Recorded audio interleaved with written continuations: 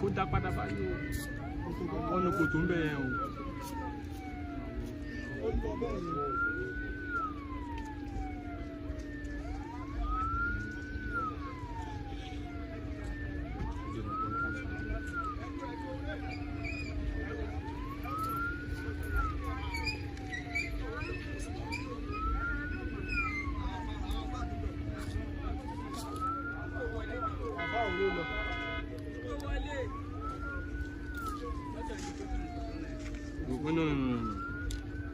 ẹni tẹ́lẹ̀ ìbá wò ó máa ṣẹlẹ̀ sí àtẹni tó fẹ́ tajà tó bá talè tí bá gbá ibi ẹ̀wà kú sẹ́yìn ẹni tẹ́lẹ̀ ìbá wò tó wá ń fi kú òun orí eléyìí tó máa ṣẹlẹ̀ sí àkọ́bí ẹ̀ máa tẹ̀lé lẹ́yìn eléyìí bẹ́ẹ̀ ni.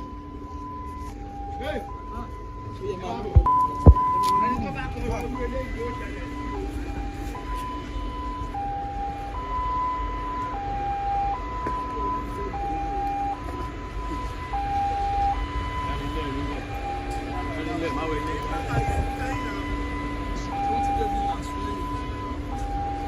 Ojú ẹ̀rọ kámẹ́rà wò ó.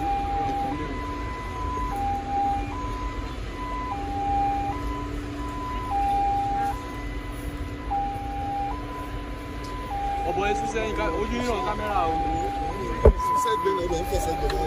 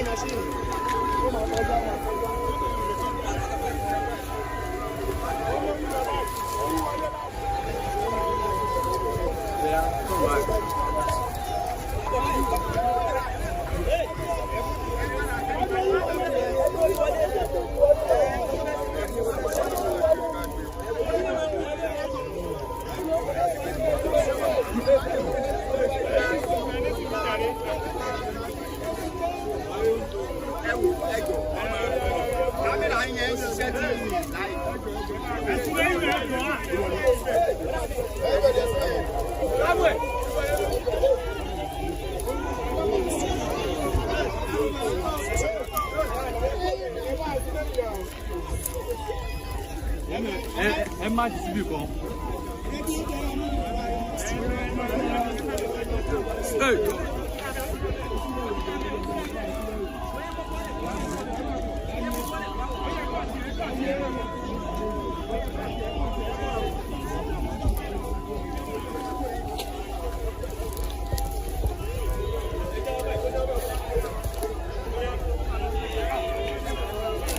Next.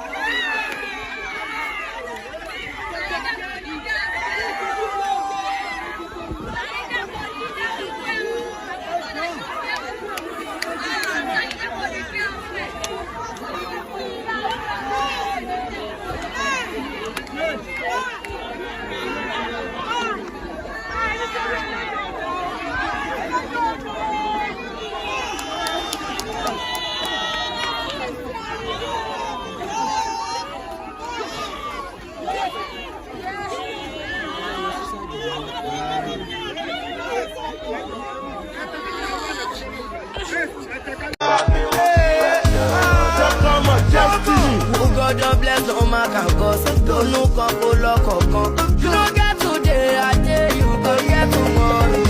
The party go, the my garage, the party lawyer, the my loro, the party go, the my garage, the party lawyer, the my loro. Party me, she said, the palm show worry. Ṣùgbọ́n tó bá dé tán, I love pé party ẹ lọ́lẹ̀.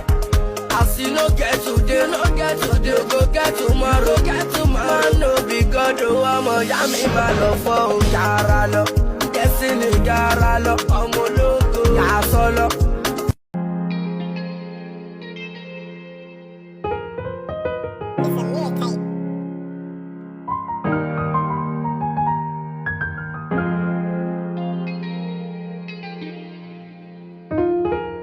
Too much money on my head, I just wanna make it. Put my tattoos on the road, cause I just wanna win it. Father, forgive me, you gonna fix it perfect. I know what I want, I know that I'm classic. If you ain't got it real love, you gotta keep it. No fake it, and shit rain, go away. We don't wanna play. I know fit to the carry my sarago, my sharashi. Too much of energy, my farasi.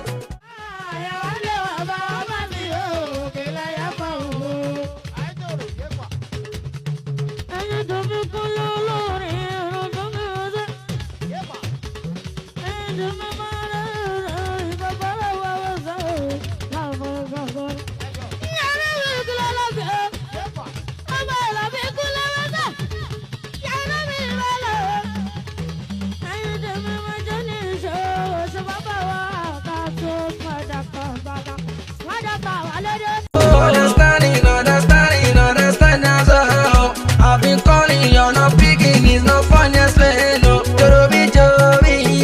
I mean like Papi, you. I mean like Papi, you. I mean like Papi, you. I mean like Papi, you. Do I move or that way move? But my phone, Lenu, Joy, àti bàbá wa dé. Lábẹ́ igi òrombó, ibẹ̀ la gbé ṣeré wa. I no fit to dey carry my sarago, mọ́ṣáláṣí. Too much of energy, my farasi. Ìfẹ́ rẹ̀ máa ló ń worry me, I wanna take it to my mommy and my daddy. Understanding as a whole. I've been calling, you're not picking, it's not fun, yes, no. I mean like Papi, you. I mean like Papi, you. I mean like Papi. Destiny, don't call food, don't go there. Small about my security party. ojú ẹni màlà àrí o lè fi wá so pé bá so Ifáyọmí Jọ̀gbọ̀dọ̀ ṣọmọ kábíyèsí Jọ̀gbọ̀dọ̀ Ọ̀rúnmìlà. Hey, all my fans, ẹ̀yin tèmi ní 4 on the 14th of December, Oshamo, we outside for my daddy, Jọ̀gbọ̀dọ̀ Ọ̀rúnmìlà, kábíyèsí ọba àwúrẹ́ ńlá. Oshamo, báyìí máa ń ṣe every year nìyẹn. December 14th, Oshamo, but ọdún yìí ó máa loud gan. I'm not the only one coming, alongside my daddy, Alhaji Wasiu Alabi Pasuma, Alhaji Tope Nautica, Yemes, Oshamo, pẹ̀lú Bolisco, Ladama Faja. Everybody, Oshamo, come out on that day. Let's be body together. It is going to be lit. So Shamo, we're about to fuck the shit up. Shamo, on the 14th, Ifolawa, Lọ́dọ̀ kábíyèsí Jọ̀gbọ̀dọ̀ Ọ̀rúnmìlà, Ọba Ẹdú, kábíyèsí tiwa. Shamo, ẹ jẹ́ ká múra ńbẹ̀. God bless all my campus. Don't know